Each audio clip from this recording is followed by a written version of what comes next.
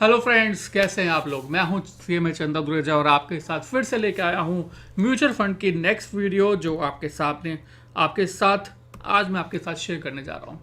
Mutual fund के इस video को देखने के बाद आप जरूर जरूर म्यूचुअल फंड्स में कुछ ना कुछ इन्वेस्टमेंट करना शुरू जरूर करोगे।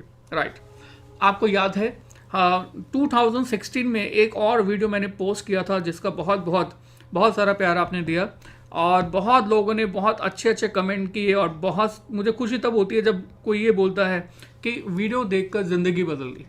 अनबिलीव मी, वीडियो में नहीं, म्यूचुअल फंड में एक ऐसी ताकत है जो कि आपकी ज़िंदगी बदल सकता है।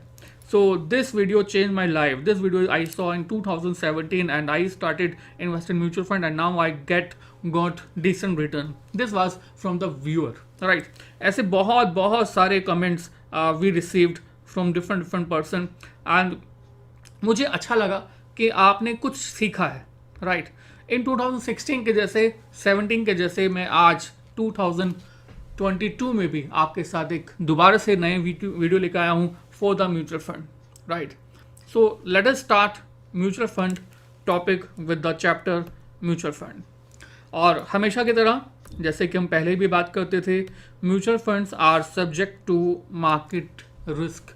Please read the offer document carefully before investing. ये लाइन तब भी थी और आज भी है। तब भी कहा जाता था म्यूचुअल फंड में इन्वेस्ट करने से पहले आप समझ लेना कि mutual fund risk free return नहीं है।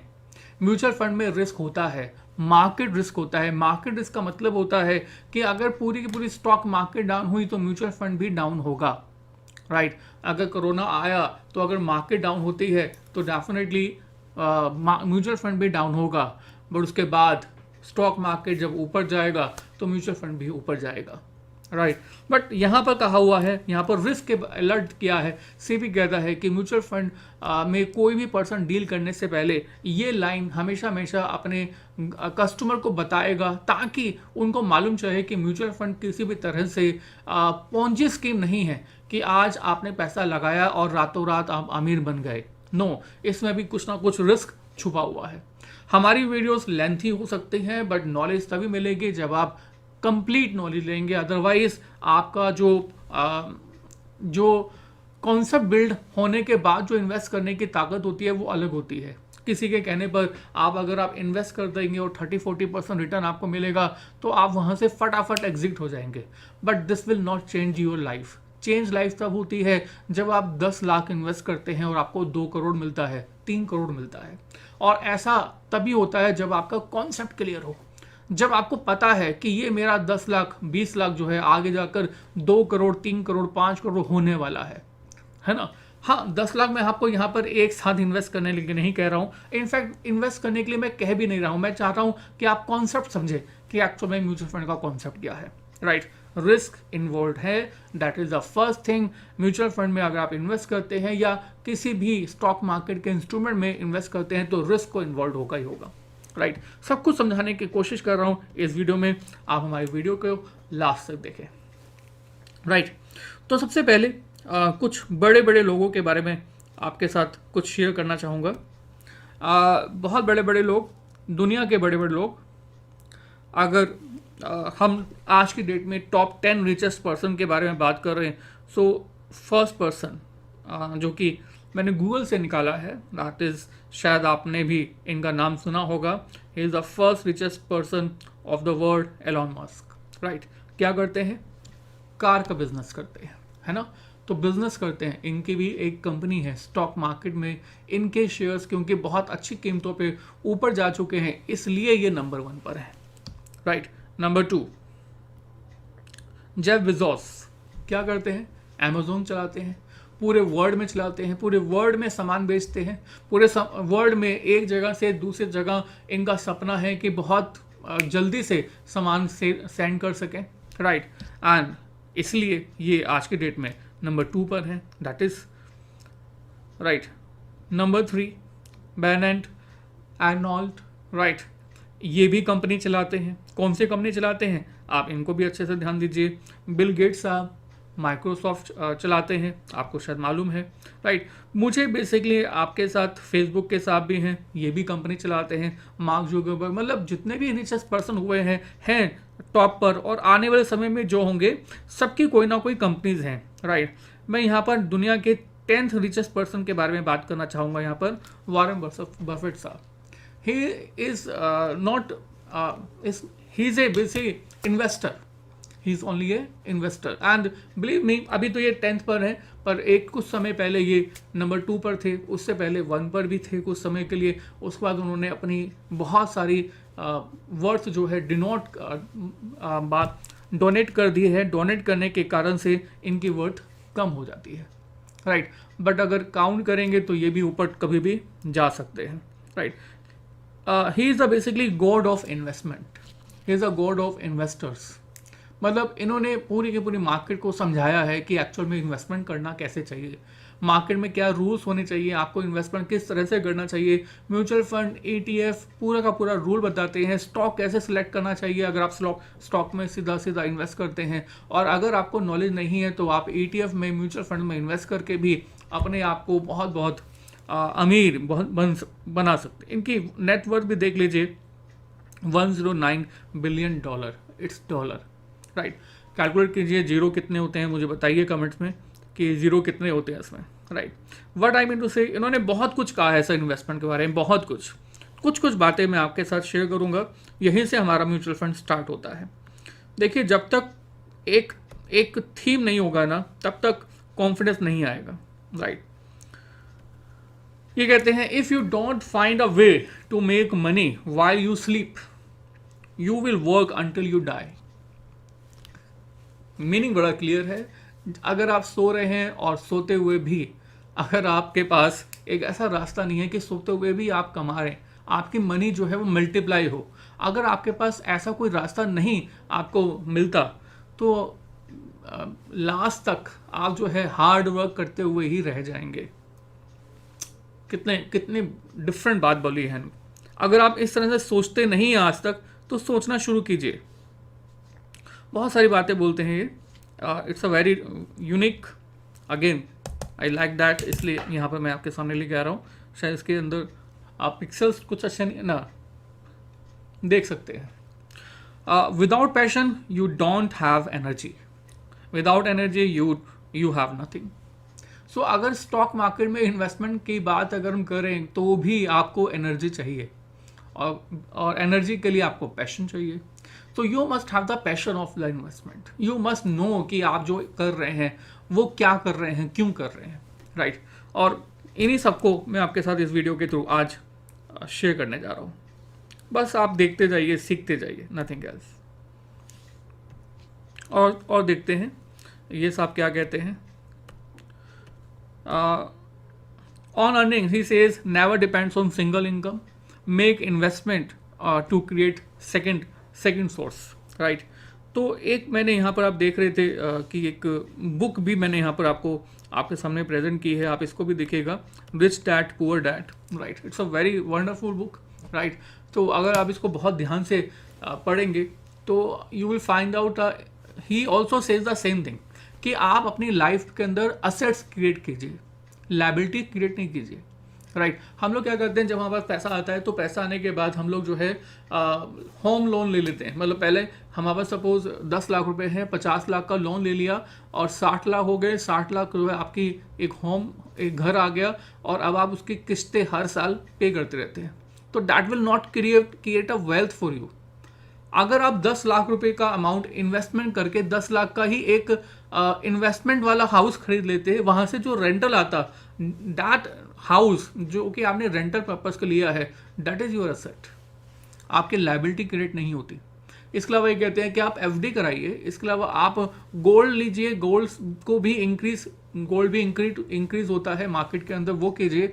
मीन्स आप अपनी लाइफ के अंदर जो कमा रहे हैं उसमें से कुछ ना कुछ हिस्सा आपके असेट्स क्रिएट करने में लगाइए। अगर आपके पास 10 लाख रुपए हैं और आप 10 लाख रुपए से कार परचेज करके आते हैं, तो car is not your asset, because ये जो असेट है, ये असेट आपकी इनकम जनरेट करके आपको नहीं दे रही, राइट। ये तो आप यूज कर रहे हैं, यूज करने का मतलब कि आपके एक्सपेंस हो रहे हैं, आपकी लायबिलिटी जो है वो आगे जाती जा रही है। राइट।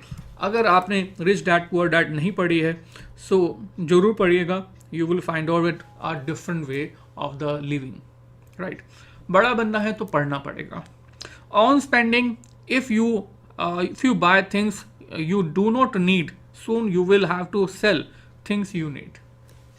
तो क्या मस्त बात कही है इन्होंने कहा है कि भैया अगर आप ऐसे जगह खर्चा करते हो जो आपको नहीं चाहिए, उसके बावजूद भी आप खर्चा किए जा रहे हो, मीन्स बेकार में आप जो है तरह तरह का सामान ले आ रहे हो। मतलब आपके पास आईफोन है, आप जो है दूसरा आईफोन लेके आ रहे हो, क्यों? आपने कहा चलो एक और हो जाएगा, नया मॉडल आया है मार्केट के अंदर, क्यों ना रख लें। तो जल्दी वो समय आने वाला है जो आपको चाहिए वो बिकने वाला है, right. So on saving, do not save what is left after spending but spend what is left after saving। देखिए मुझे बहुत बहुत बार लोग ये बोलते हैं कि सर मैं म्यूचुअल फंड में इन्वेस्ट तो करना चाहता हूँ पर मेरे पास पैसा बचता नहीं है, राइट। तो वॉरेन बफेट साहब क्या कहते हैं कि सर आप जो है आप खर्चा वो करो सेव करने के बाद, आप पहले सेविंग की बात कीजिए। आपकी इनकम 10,000 है, कोई बात नहीं, आप 10,000 में से 1,000 रुपये, 500 रुपये पहले सेव कीजिए, बाकी 9,500 रुपये या 9,000 स्पेंड कीजिए। आप मान के चलें वो 1,000 या 500 आपके पास है ही नहीं। अगर आप इस थीम के साथ सोचेंगे ना तो सेव कर पाएंगे। देखिए यहाँ पर लाइफ में 10,000 रुपये कमाने वाला भी थोड़ा सा सुखी है और 1 लाख वाला भी दुखी है। 2 लाख वाला तो बहुत ज़्यादा दुखी है कि उसके पास तो पैसा बचता ही नहीं है, राइट। 2 लाख वाले के होम लोन पे करना है, गाड़ी का लोन पे करना है, नया आईफोन खरीदना है, ब्रांडेड शर्ट परचेज करनी है, ब्रांडेड कपड़े हर बार परचेज करने हैं, अपने आप को अपडेट रखना है, XYZ बहुत सारे खर्चे, राइट। बट 10,000 वाला भी खुशी है कि अगर वो 500,000 पे खर्च करके वो भी अच्छी ज़िंदगी जी सकता है। बट 2 लाख वाला भी दुखी हो सकता है। बट डिपेंड करता है कि आप अपनी लाइफ को किस तरह से आगे प्रोसीड कर रहे हैं, किस तरह से खर्चा कर रहे हैं। तो कहते हैं सर कुछ ना कुछ सेव कीजिए, उसके बाद स्पेंड कीजिए, तभी बचेगा। अदरवाइज खर्च करने के बाद आप सोचें कि मेरा कुछ बच जाए, कभी भी नहीं बचेगा। ऑन टेकिंग रिस्क XYZ ये आप पढ़िएगा, राइट। मैं आपको बेसिकली ये सब क्यों पढ़ा रहा हूँ, क्योंकि जो म्यूचुअल फंड के जो सबसे बड़े मतलब जैसे गीता जो है भगवान श्री कृष्ण ने लिखी है, ऐसे ही ये जो हमारे वॉरेन बफेट साहब हैं ये भी हमारे बहुत बड़े बड़े मतलब म्यूचुअल फंड इन्वेस्टमेंट के लिए बहुत बड़ी किताबें लिख चुके हैं, बुक्स लिख चुके हैं, वो लोगों को मोटिवेट करते हैं और खुद अपनी बड़ी सी वेल्थ उन्होंने इन्वेस्टमेंट के थ्रू ही जनरेट की है। तो अगर ये कर सकते हैं तो इनकी बातों के थ्रू आप और मैं भी कर सकते हैं। सो नेक्स्ट क्वेश्चन इज कि सर ठीक है अगर सेविंग करनी है तो कुछ ना कुछ इन्वेस्ट करना होगा। इन्वेस्ट करना है तो FD में क्यों नहीं, गोल्ड में क्यों नहीं, रियल एस्टेट में क्यों नहीं, या बाकी जगह पर क्यों नहीं? Why in the stock market, right. Next question is why is the stock market. तो सर सुनिए, समझिएगा, अगर आप एक नॉर्मल FD में इन्वेस्ट करते हैं, पहले FD दीजिए। देखो सबसे पहले जब इन्वेस्टमेंट की बात आती है तो इन्वेस्टमेंट हमारा क्या माइंड में रहता है? We have to invest in the FD and believe me FD is the big destroyer of the wealth. FD पे अगर आप पैसा इन्वेस्ट करते हैं, अगर मैं यहाँ पर इंटरेस्ट की बात करूँ तो यहाँ पर इंटरेस्ट आता है 6%, 7%, राइट। 6% से ज़्यादा आजकल कोई बैंक देता नहीं है, राइट। जब मैंने 2016-17 में वीडियो बनाया था तब 9% था, अब 6% है। जैसे जैसे हमारी इकोनॉमी इंक्रीज करती जाएगी वैसे वैसे ये रेट ऑफ इंटरेस्ट कम होता जाएगा। इसके अलावा जब आप इंटरेस्ट अर्न करते हैं तो उसके ऊपर टैक्स भी पे करते हैं। अगर आपका 30% स्लैब रेट है तो अराउंड 1.8% आप टैक्स पे करेंगे। तो नेट आपकी जेब में जो बचता है ना FD से, दैट इज 4.2%, राइट। और अगर मैं बोलूँ कि इन्फ्लेशन, मार्केट में जो इन्फ्लेशन है, महंगाई है, वो कितनी है? तो महंगाई 6 से 7% तक महंगाई रहती है। तो FD पर आप 4.2% अर्न कर लेते हैं, बट 6-7% तो महंगाई बढ़ती जाती है। मीन्स अगर आज आपने अगर 1 लाख रुपए का कुछ सामान परचेज करना है तो वो सामान 1 साल के बाद 1 लाख रुपए में आएगा ही नहीं, वो सामान तो 1,06,000 में आएगा, और बैंक वाला आपको 1,04,200 रुपये आपको आपकी जेब में दे रहा है। तो बताइए किस तरह से आपने एफडी में जो है इनकम अर्न की है। एक हमारे पास इससे रिलेटेड कुछ इंफॉर्मेशन है, it's a interesting fact, right. FD return 5.5%, 30% tax, post tax nominal rate is 3.85, super, inflation 7%, okay. So real rate of return मतलब आप कितना कमा रहे हैं, 3.85, तो आप एफडी से कमा रहे हैं, और 7% इन्फ्लेशन है, तो आप -3.15% कमा रहे हैं। मतलब आप कमा नहीं रहे, दे रहे हैं। आपकी परचेजिंग पावर धीरे धीरे एफडी में पैसा रखने से कम होती जा रही है। This is the guaranteed return everyone in India is practically getting currently, right? And we have 140 lakh crore currently in FDs in India. एक एस्टिमेशन है कि भैया इतना अमाउंट तो आपके पास एफडी में है, और यानी कि आप 140 लाख करोड़ का ये 3.15% कर दीजिए, तो आपके पास हर साल में 5 लाख करोड़ रुपया wealth is destroying every year. 5 lakh crore wealth is destroying every year without doing any nuclear bombing in India. This is FD that you are getting.